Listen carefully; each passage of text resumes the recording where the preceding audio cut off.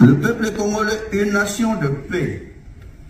Le peuple congolais est hospitalier, pacifique et profondément attaché à la coexistence harmonieuse. Avec plus de 450 ethnies vivant en paix, la RDC est un modèle de diversité unie. Jamais elle n'a servi de base à une rébellion contre un autre pays. Pourtant, elle paye un prix exorbitant pour sa richesse et sa générosité. Des voisinnements intersonnés convoitent son sol et sous-sol. Et certains groupes hébergés jadis avec bienveillance sèment aujourd'hui la désolation, mais le peuple congolais reste debout, uni et résolument non violent. Il demande qu'une chose, la paix, pour enfin se consacrer à son développement. Je lance l'appel à la communauté internationale. Je tiens à saluer les efforts du président de la République, son Excellence, M. Félix-Antoine Tshisekedi Tshilombo, pour l'instauration de l'état de droit, la lutte contre le tribalisme et la promotion de l'unité nationale. Ces efforts méritent d'être soutenus et amplifiés par la communauté internationale.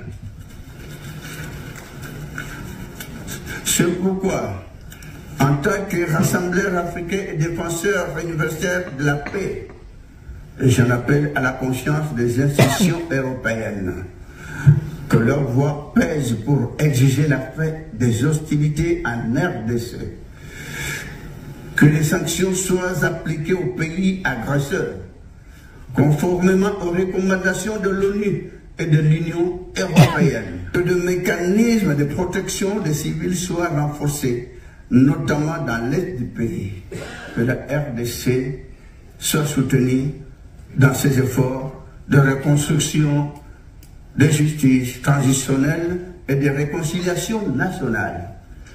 Mais si je suis pour une paix durable,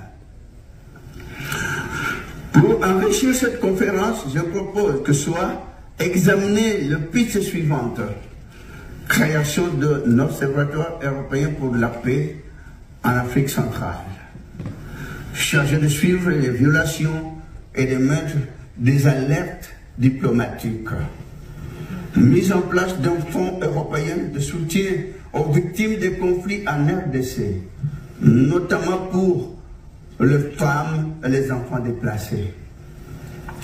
Renforcement des partenariats éducatifs et culturels pour promouvoir une culture de paix dès le plus jeune âge.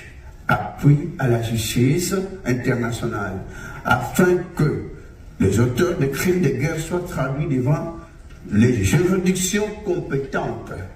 Mesdames et messieurs, la paix n'est pas une option, elle est une obligation morale, politique et humaine. Le peuple congolais restera uni, fidèle à ses institutions démocratiques et déterminé à bâtir un avenir sans armes, sans haine, mais avec dignité. Que vive la paix en République démocratique du Congo, que vive la solidarité entre le peuple. Je vous remercie.